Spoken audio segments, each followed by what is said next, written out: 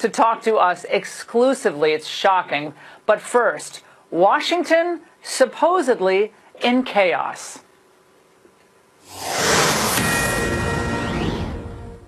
Well, it's happening. The House and Senate have adjourned, and now at midnight tonight, we will be in a partial government shutdown, all because the Democrats are refusing to fund the border wall. Just don't want to do it. Joining me now from Capitol Hill with all the details, working late at night. Oh, no rest for the weary. Peter Doocy. All right, Peter, what actually brought us to this point?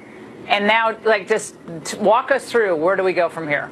Laura, first of all, look at the clock. There are still 2 more hours until a quarter of the government shuts down, but most lawmakers have been gone for several hours. The Senate officially adjourned for the night in the 8 o'clock hour after leadership announced they didn't have the votes to pass a bill with $5 billion for a border wall, and they also announced that they weren't going to take any votes at all until leaders work something out with President Trump. Any changes they make to the bill would have to be approved by the House, but the House saw the writing on the wall. Nothing was coming tonight. They adjourned early as well. The last leader on the Hill tonight holding official meetings was actually the Vice President, Mike Pence, who brought Jared Kushner and Mick Mulvaney over to try to squeeze as much border wall money as possible out of Senate lawmakers. But he left about an hour ago, never indicating what the White House is offering in a deal or what they might give up. The Vice President also had to break a 47-47 tie earlier today to move to debate on the border wall money. And they did, but 47 votes is far short of the 60 needed to pass in the Senate. That vote today was kept open for hours because lawmakers needed to fly back from home where they headed after passing a spending bill that didn't have any border wall money. And many of them are already on their way back home to their home states because leadership in the House and Senate have told everybody they'll have a 24-hour heads up before any kind of a meaningful vote on this spending bill. Laura. Now, Peter, I hear the echo behind you. I'm half expecting tumbleweeds to start blowing through the great, beautiful Capitol Hall that you're standing in. But, I mean, when is the last time you actually saw a living, breathing human being, Peter? That's my question. Well, other than the majority leader of the House, who's standing about 4 feet away from me, it's mostly just press. Well, he's coming on our show. Yeah, right. Well, he's coming on with us. All right, Peter, thank you for giving us the latest on this. It is unbelievable. I mean, no compromise in sight, and a lot of members have just decided to go home for Christmas. Well, joining me now, Corey Lewandowski, Trump's former campaign manager, and Joel Rubin. Joel is the former Deputy Assistant Secretary of State under President Obama. It's great to see both of you.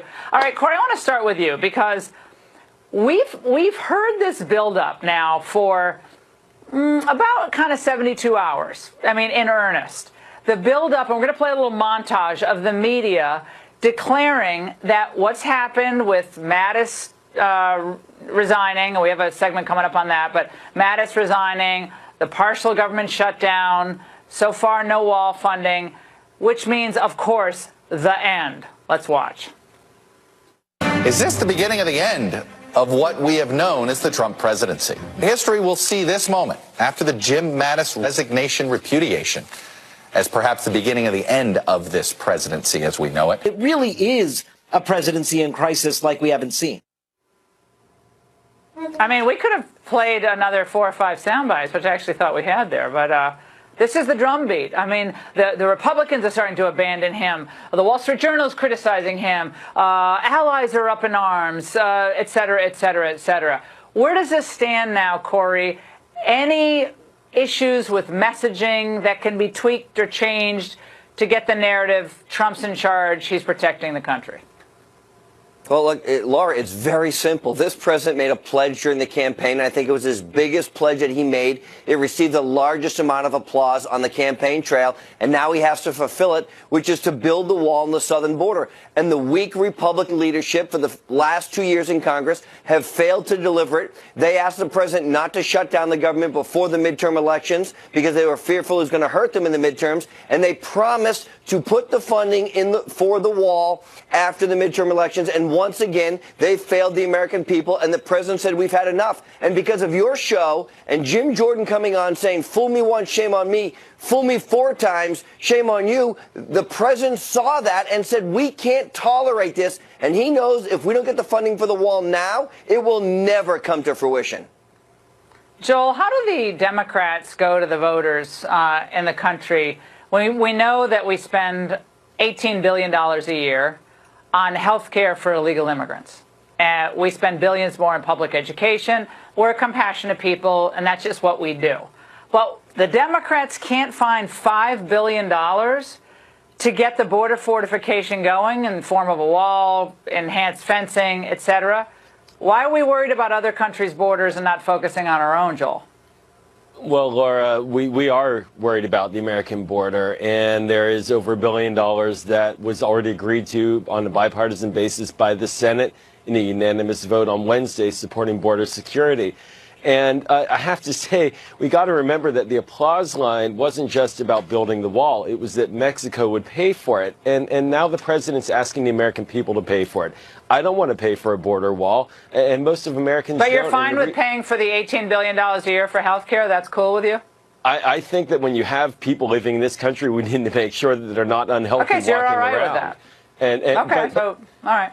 But, I mean, the key thing here is that this border wall doesn't have the votes, and it's going to have less votes in about 2 weeks. So the votes aren't there. It's theoretical. They're not going to get the money from this Congress. They haven't for 2 years. So why are we shutting down the government for a vote that won't work in the president's favor? Well, we deal in the realm of facts. So we have 25% of the government, non-essential employees, non-essential services are covered under this shutdown. And, Corey, every time I hear non-essential, I think, well, why are these people in the government at all? Every time it's like a skeleton crew. We only need these people. What does that mean? We don't really need you is what it means. This is we don't really essential. need you, and so just stay home. Yeah, it's craziness. Look, it's also such a scam. As you know, when they have these non-essential employees stay home, and many of them are very good people, and they stay home for the extra day, when the government reopens, we back pay them for all the days they didn't come to work. So it's not like we saved any money in the whole thing, right? But look, here's the thing. The American people will pay for the wall. We've seen that through the GoFundMe, which has now been running for 3 or 4 days, and they've raised, 10, 11, $12 million.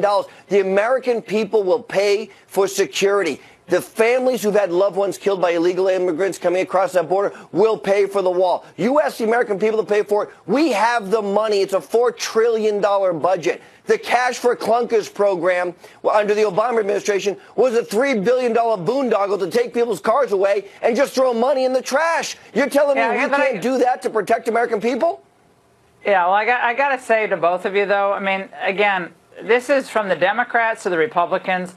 I say a pox on both parties. I think both have handled this abysmally.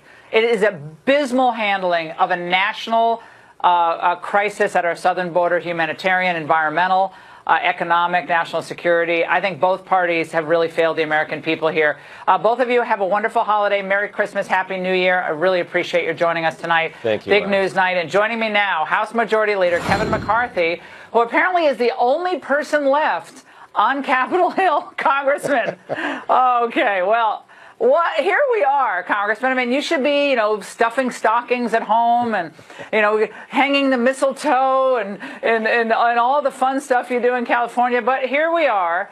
The government will shut down in 2 hours. Did you all wait too long? I don't know that we waited too long if we look at the House, because the House has passed funding before, and as you know, we've had the $5 billion in there. The challenge really lies, and this is what the viewers have to understand. The House did pass a bill that protects and secures the border.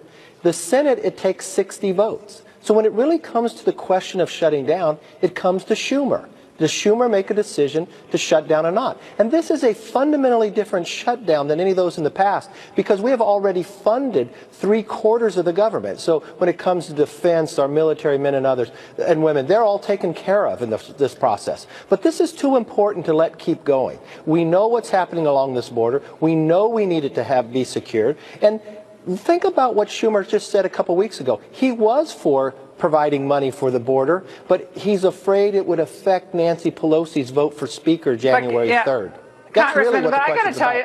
I got to tell you, back in October, you and I talked about this at the time, when Paul Ryan said, we're going to do this big fight about the border in December, we're going to have a conversation, it's going to happen. We all knew that was ridiculous, okay? I mean, you were not in that camp, but for 2 years, Paul Ryan, and everyone hears me say this, I like him very much as a person.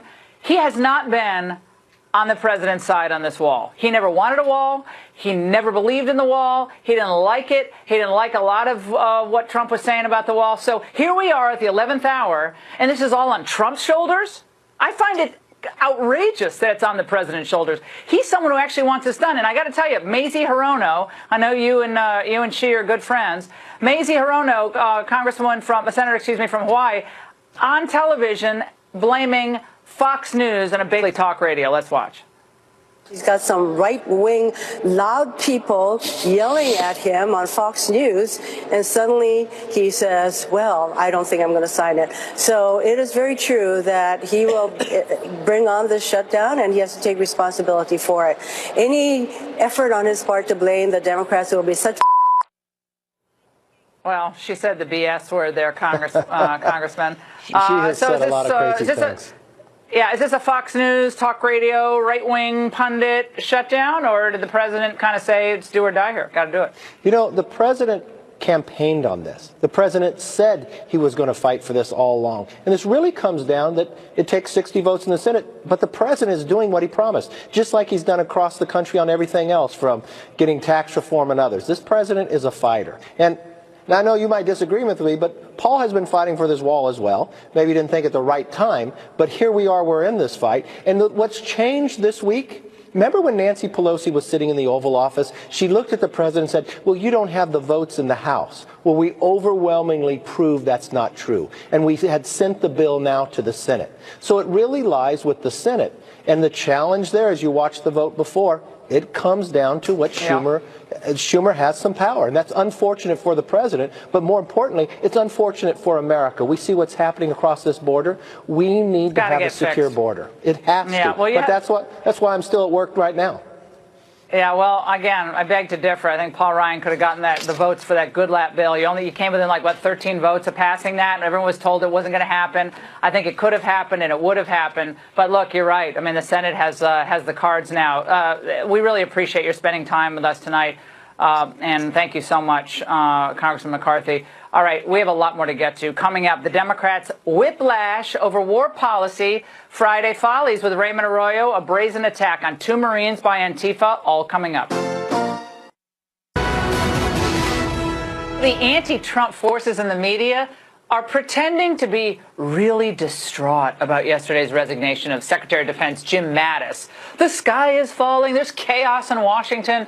The only adult has left the room. You've heard the echoes. Beware. A political earthquake is rolling through Washington as the Trump administration sinks further into chaos. There are no more grown-ups in the room. And you have America, Mika, in retreat across the globe, and the most extraordinary resignation in modern American history, certainly in the past 40 years. The Democrats on the Hill, who for 10 years were demanding our troops come home from Iraq, they now sound like they went to the Paul Wolfowitz School of Foreign Policy. I think this will be considered one of the worst foreign policy blunders of this century, certainly of this century today. No, who knows why the president is making this decision today. The way that he did it is totally ham-handed, and it does make the country weaker. A decision made in a cavalier fashion in terms of our allies in the fight against terrorism, a decision that is dangerous. I'm thoroughly confused now. Didn't they elect Obama not once but twice, in part based on his pledge to bring the troops home? Over the last decade, we have spent $1 trillion on war at a time of rising debt and hard economic times. Now we must invest in America's greatest resource, our people. We must unleash innovation that creates new jobs and industries while living within our means. America, it is time to focus on nation building here at home. Oh, I want to stand up and cheer. In fact, at one point in 2011, Pelosi and other top Democrats were criticizing Obama for the slow pace of his troop withdrawal. Many of us would like to see this go faster than the path that was laid out. However, it may. And with the proper progress, whether it's on the civilian side, on the governance side, on the anti-corruption side, it may well be that we can have a quicker drawdown. She's very impatient for the drawdown there. But when Donald Trump is president, all the old principles of the Democrat Party, they fly out the window. Now, further, I think it's wise to focus on the substance in Mattis's letter, where he claimed, for instance, our strength as a nation is inextricably linked to the strength of our unique and comprehensive system of alliances and partnerships. While the U.S. remains the indispensable nation in the free world, we cannot protect our interests or serve that role effectively without maintaining strong alliances and showing respect to those allies. Well, before we rush to engrave those words on a tablet in Independence Hall, now let's think about Mattis's claim there. While his deep and abiding sense of public service and military heroism is inspiring, we all love that part of Mattis, the argument that America's strength is in our alliances kind of stands in contrast to what our framers believed. I reread George Washington's farewell address, believe it or not, on the plane on the way down here. And all Americans should read it, I think, at least a few times a year. It's stunningly beautiful, it's wise, it's humble, and in many ways it's prophetic. Now, Mattis is a guy who himself is steeped in military history. He knows that Washington warned against entanglements abroad that would ultimately put our nation at home at risk and wouldn't end up safeguarding the country's fragile independence. He said the following: "It is our true policy to steer clear of permanent alliance with any portion of the foreign world." Wow, it's hard to take that in now, right? That's what Washington said. But remember, Thomas Jefferson echoed the same sentiment in his own inaugural message. He said, "Peace, commerce, and honest friendship with all nations, entangling alliances with none." Washington also warned us to, quote, "avoid the necessity of those overgrown military establishments which, under any form of government, are inauspicious to liberty and which are to be rewarded as particularly hostile to Republican liberty." Of course, the point would be driven home 161 years later, after World War II and after the Korean War, by President Eisenhower. In his own farewell address, he said, "We must guard against the acquisition of unwarranted influence, whether sought or unsought, by the military-industrial complex." Now, I'm not here tonight to say we shouldn't work with other countries. Of course we do, and we should. And we should live up to our commitment to help our allies. But it's also the case we're not in a financial position to rev up the Team America World Police Squadrons either. And Mattis has said himself, including in his resignation missive, that we can't be the policemen of the world.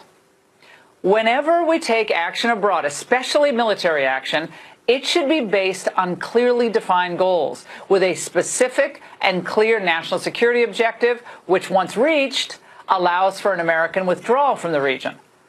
The argument from so many of the Bush Republican types is, well, we can't pull our troops out because then chaos will ensue.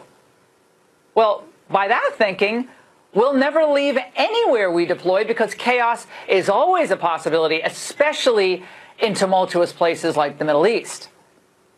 My friends, Donald Trump's foreign policy is based in principled realism, not endless interventionism.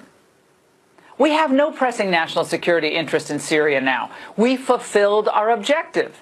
We smashed ISIS, a success that the administration shares with General Mattis. Joining me now with reaction is David Morey. He's a former DHS special advisor under the Obama administration, and Ben Friedman, senior fellow at Defense Priorities. Great to have both of you here tonight. David, your old boss, Barack Obama, largely won the presidency on his non-interventionist message, specifically targeted at Iraq, but in general, that America cannot overextend herself, nor should we try to remake other nations in our own image. So why do you take issue then with what Trump has done here in Syria? Well, just like President Obama wasn't exactly perfect in the withdrawal from Iraq, Afghanistan, I think this is a mistake. I agree with some of what you said, Laura. I disagree with some of what you said as well. I think it was a mistake because it's beyond contrarian in terms of we've already defeated ISIS. I mean, the majority of the national security community, inside, outside the administration, don't think that this is a good idea to withdraw 2,000 troops from Syria, that it opens up the potential for reflash. The chairman of the Joint Chiefs of Staff, obviously Secretary of Defense Mathis, I believe Ambassador Jeffries, Special Envoy McGurk.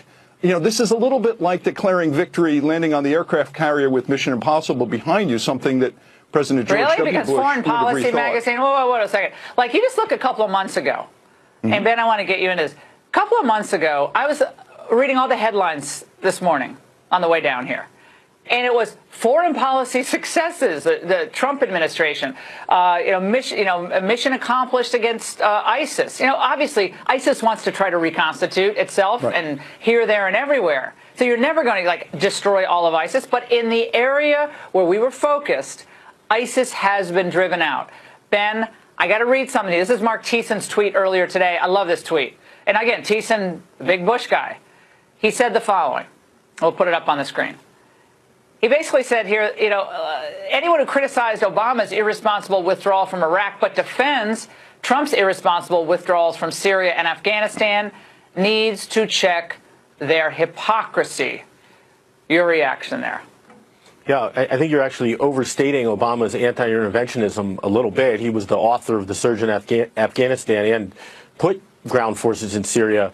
But I agree with you on this. We need a definition of success or ISIS's defeat that mortals can achieve. Well, the national security experts that we're hearing so much from complaining about this have a standard of defeat for ISIS that's impossible to achieve. It's sort of like if anybody in Syria thinks nicely of ISIS or says anything in their favor, we have to stay in Syria forever. So I think we've achieved a reasonable standard of success against ISIS. They don't have any territory anymore.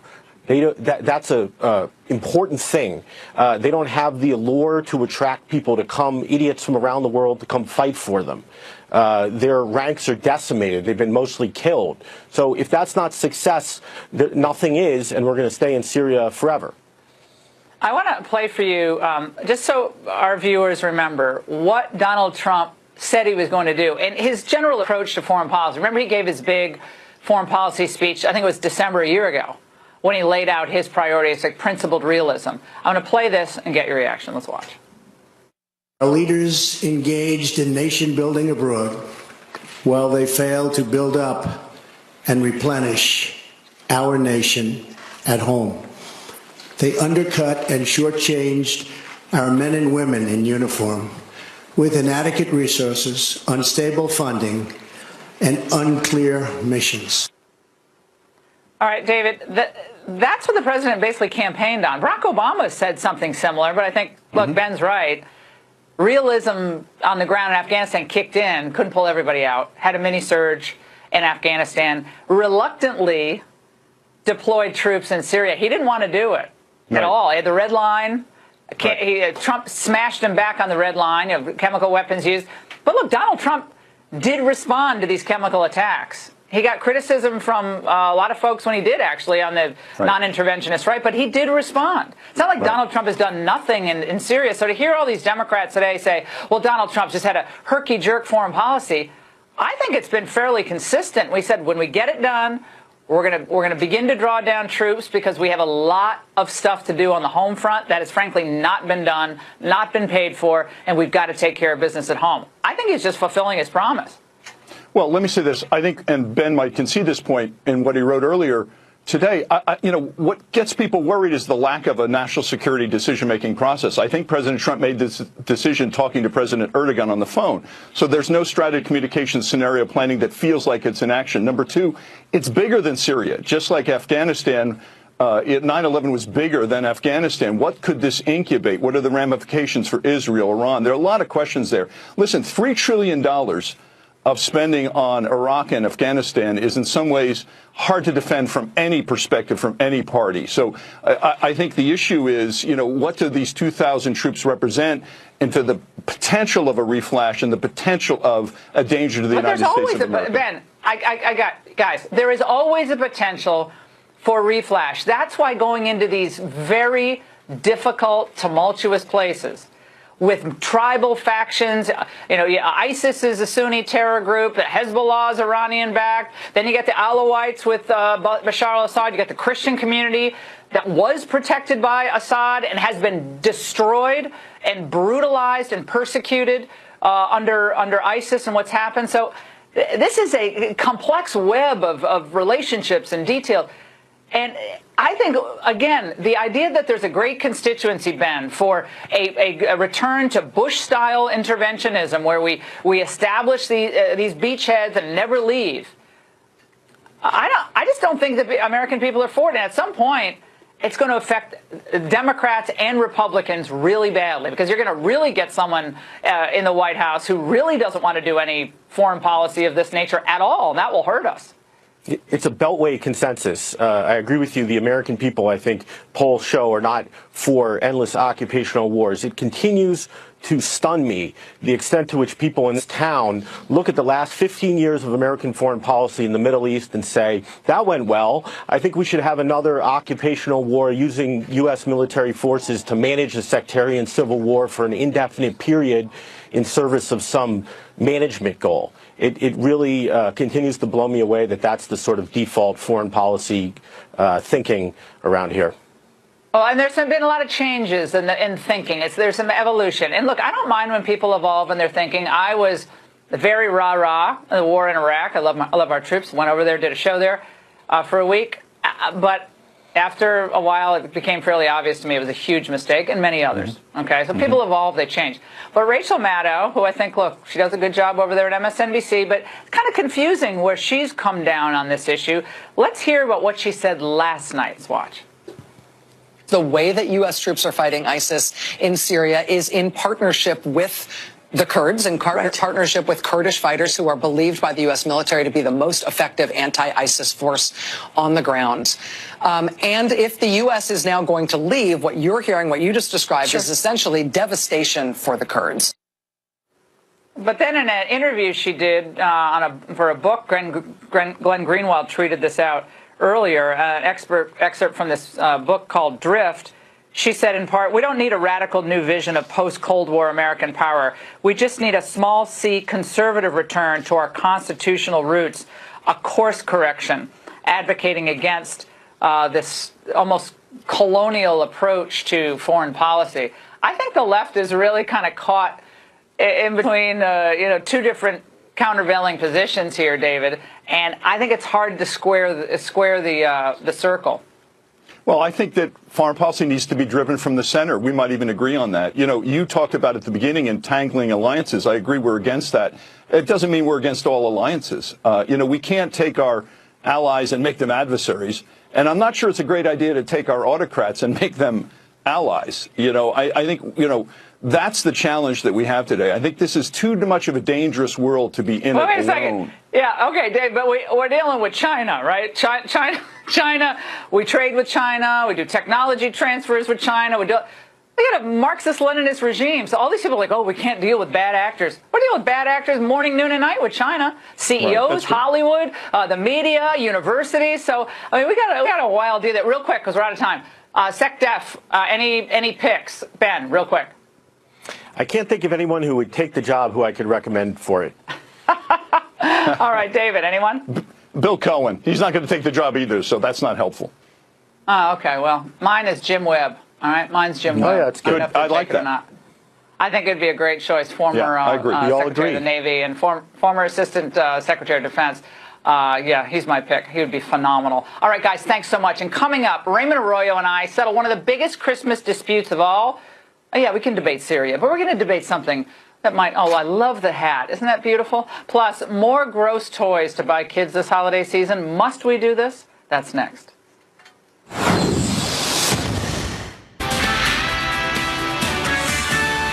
I'm Peter Doocy on Capitol Hill. with an hour and change to go until a partial government shutdown, the Capitol is quiet. The House and the Senate both adjourned in the middle of a spat about how much money the border wall should get. The House says $5 billion is good. The Senate says that's probably going to be too much. Democratic leader Chuck Schumer chastised the majority party for only getting 47 votes on a measure to move to debate, for being far short of the 60 needed to pass. Ultimately, there weren't enough Republicans or Democrats with the enthusiasm Lindsey Graham had when he urged them all to dig in. There has been talk about maybe trying to move forward with $1.6 billion of wall money, but the House Freedom Caucus leader Mark Meadows, one of the lawmakers who encouraged President Trump to take a stand and veto anything that doesn't have border wall money, says $1.6 billion is inadequate. Most lawmakers, though, on their way back home, so this shutdown could go for a while. Now back to the Ingram angle.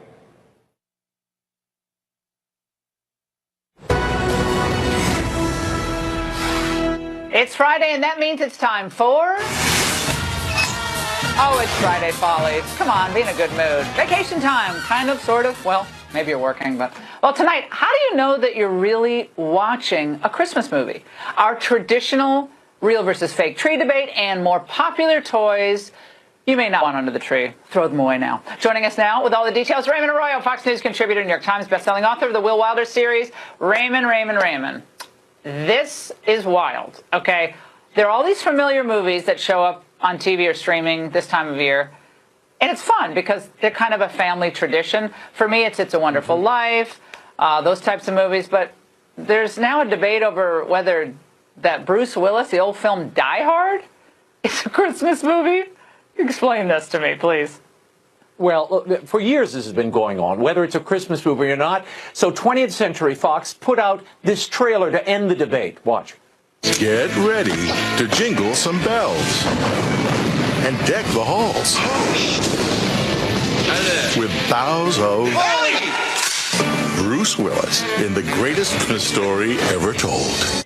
Laura, this really doesn't end the debate at all. I know they're trying, but remember what Bruce Willis said a few years ago. Die Hard is not a Christmas movie. It's a Bruce Willis movie.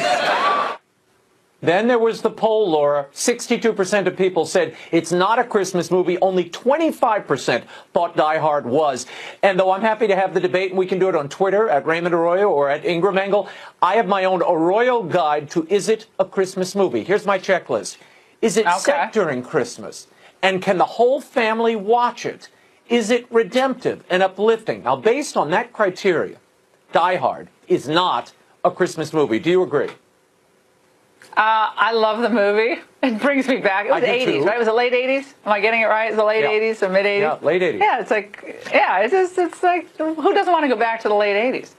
So I love the movie, but it's not a Christmas movie at all. It's ridiculous because just because there's an ornament hanging on a tree in some scene in a movie doesn't mean it's a Christmas movie. But Raymond, you like Christmas Vacation, right? Is that one of your favorites? I do. Favorites of all time? And we're going to go through a few movies here. Let's start with Home Alone, which is, by the way, written by John Hughes, who also wrote Christmas Vacation. Now, this is the classic of the boy taking on a pair of hapless criminals and protecting his home.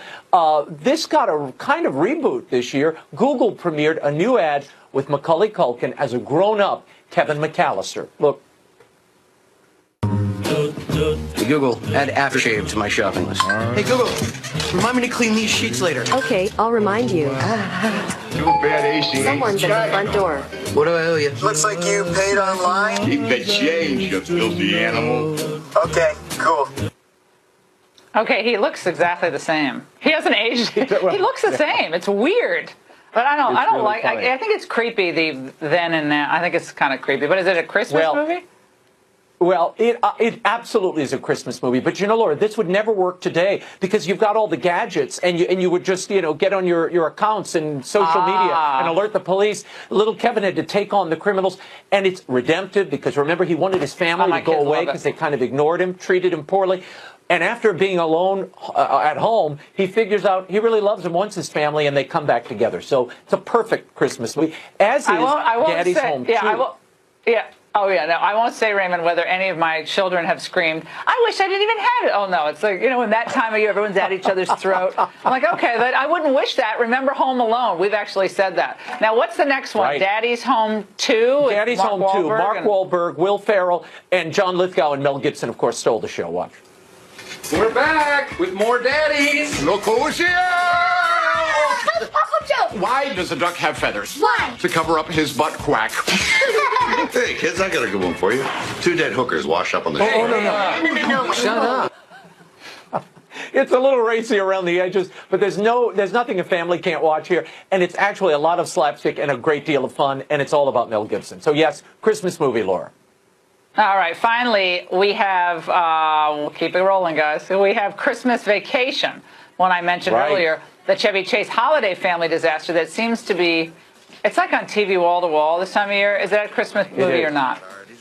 It was also written by John Hughes, absolutely a Christmas movie. It talks about the beauty of Christmas, no matter how imperfect it is.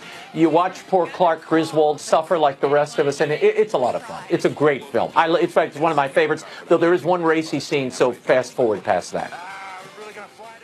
All right, wait, what are we having now? We got a real versus fake. Finally, our real versus fake debate. I wait all year. I get all my anecdotes ready. I get it all ready for you. Here we go. Now, Laura, your team this year put out an ad, okay? And this group was called the Christmas Tree Promotion Board. They aired a $1 million spot trying to get people to buy more real trees. All those tree operations are pretty much family, multi-generational people that work hard to make that experience valuable to the customers. It truly is a family of family businesses. It's Christmas. Keep it real. Well, okay, that's nice, Laura, but you know me. I like hold my on, fake Raymond. tree. I won't say whether or not there is an Ingram tree farm somewhere in Massachusetts that is family related. So I'm a little biased here, and it's an awesome tree farm. But lay it on me. Why do the Arroyos, who are just such beautiful, earthy people, you love food and music in New Orleans, why the heck do you people prefer the fake trees? I don't get it. They're all made in China. I'm going to tell you why. 80% of Americans agree with us. 80% of Americans buy artificial trees. Here's why. A study, 2011, a SUNY study, found that 50 types of mold spores were on that tree. They contain all kinds of varmints, snakes, rats, beetles embedded in the tree. They get in your home. And let me tell you, and for your family, Laura, with the dog running around, the shats that fall from the tree, those little dried needles, and that's all over the Ingram house. Shats. I love those. Those shats fall. The dog can choke on it. It can puncture their intestine. You don't want a real tree in the house. And Ingram, in your house, you don't water it enough so it looks like this. Oh, no.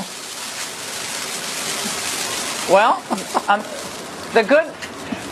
the good news is, fake tree, who Laura. needs a fireplace? Who needs a fireplace? Well, there I have you go. Warmth, at least on one night. Okay, I will say this, that it is a bit annoying that it's always like, unplug the tree, come home. We have a couple of trees. So unplug the tree. We have one, I have to say, I have one fake tree in my house this year. I have 2 real ones and 1 fake one. I have given in, but I don't spend any time. To the light, Laura. No, I don't spend any Merry time Christmas. in front of the fake tree. No time. It's only in front of the real trees. But the shats, You're a tree no word. snob. Spray the pine scent. You don't know the difference. Except you don't get Raymond, fires. All right, Raymond, thank you so much. Again, I win. Real always wins out over fake. Raymond Arroyo, Merry Christmas. All right, and coming up, another story which is unbelievable. You won't even believe this.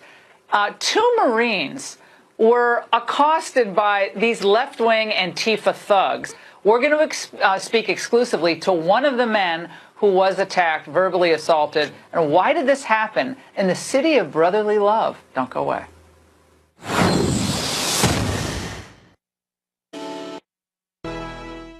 Throughout the year, this show has highlighted the disturbing spate of violence from the far-left activist group Antifa.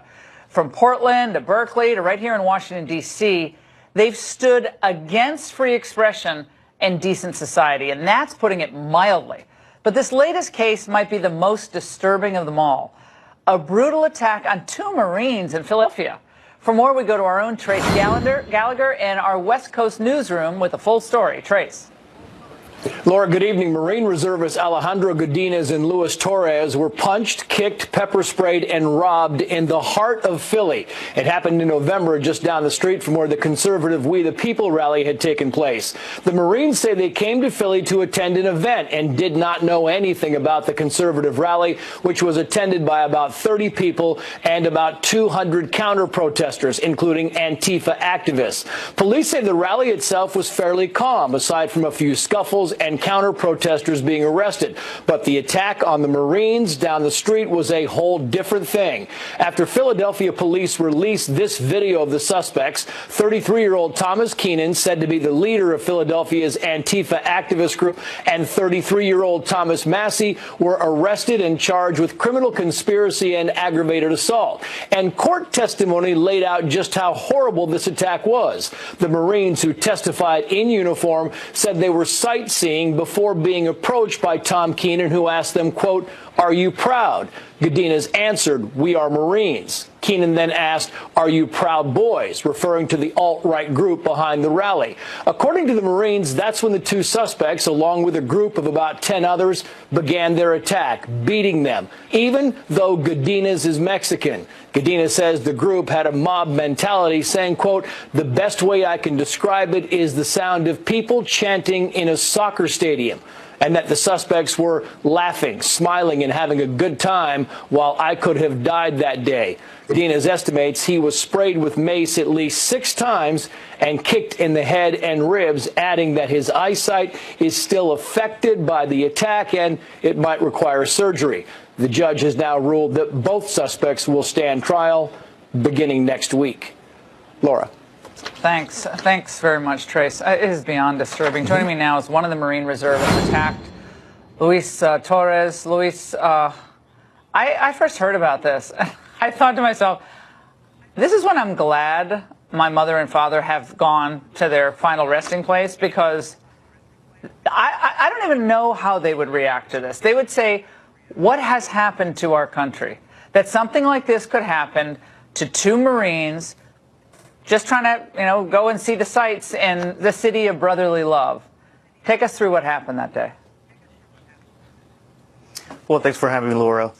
So me and Corporal Godinez were downtown Philly, in the Penn's Landing area. Around there, we've never been in that area ourselves. That was our first time. We were with our entire squadron to meet at the Liberty Bell by noon. So not only we were there, we were mandated to be there by our command, to be there for professional military education. That's what we call PME, just to check out the landmarks, check out the historical exhibits in regular civilian attire. And lo and behold, we will never know. Later on, we will fall victims to these activists. We were there at noon, and my first priority was simply to grab a bite to eat. And so me and Godinez together, we go find somewhere, a casual restaurant. We get something to eat. We have plenty of time to kill. That evening was our Hilton. We had our Marine Corps ball at the Hilton Hotel. So to celebrate the 243rd birthday of the Marine Corps. So that was our plan, being at Philly. Okay, when did you get confronted by these characters? Take us right to that moment. What happened? Because are you dressed in your full Marine uniform? At that moment, no, not at all. Well, okay. Like I said, we arrived there at 12 in casual civilian attire. Okay. Up to 3 o'clock. We visit the Tongue Tavern Memorial. I'm sorry to interrupt you, but so you get closer, and a couple of these characters come up to you and ask, we saw Trace's report, are you a Proud? And like, you're a Marine, Proud Boy. You didn't know what Proud Boy meant. It's a far-right group that has these kind of little rallies. How did it feel to be called a white supremacist as someone of Hispanic descent?